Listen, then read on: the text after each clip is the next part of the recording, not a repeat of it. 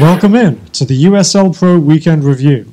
My name's Nicholas Murray, very pleased to be joined by David Wagner as we take a look back at some of the key stories from this past weekend of action, starting off with the Pittsburgh Riverhounds, who claimed not only their first win of the season, but also their first ever win in Rochester with a 3-2 victory against the Rhinos at Salem Stadium.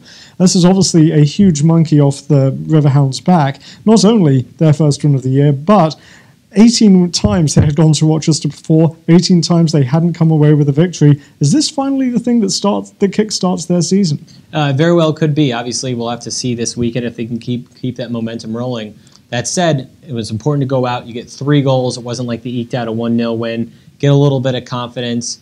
We all know the talent that they have on this team, so this is a step in the right direction for Pittsburgh. Certainly is. And Rochester, obviously a disappointing home loss at Salem Stadium, has been very, very good to them so far this season.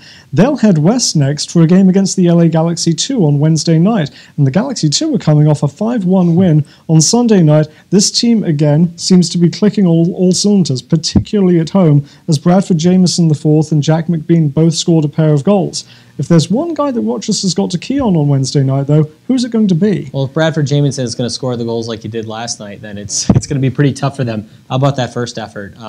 Absolutely fantastic performance by LA. We've talked about it time and time again this year. They have so many dangerous players, and who's going to pop up each game is always different.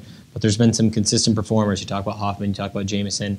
They have other guys that can come in like a Charlie Rugg and score goals as well. So there's no shortage of options. So it's not going to get easier for Rochester. They're going to have to step up that defense again. Definitely should be a very good game on Wednesday night. Another game on Wednesday night will feature the Orange County Blues, who took a really entertaining 4-3 win against the Dayton Dutch Lions on Saturday night. Now this is 2 wins out of 2 for the Blues. They've moved back into the playoff positions. Are they going to be able to carry this on against an Orlando side that's obviously very, very strong indeed? I think so. I think it was a very solid performance by Orange County this weekend. They have a lot of nice pieces there.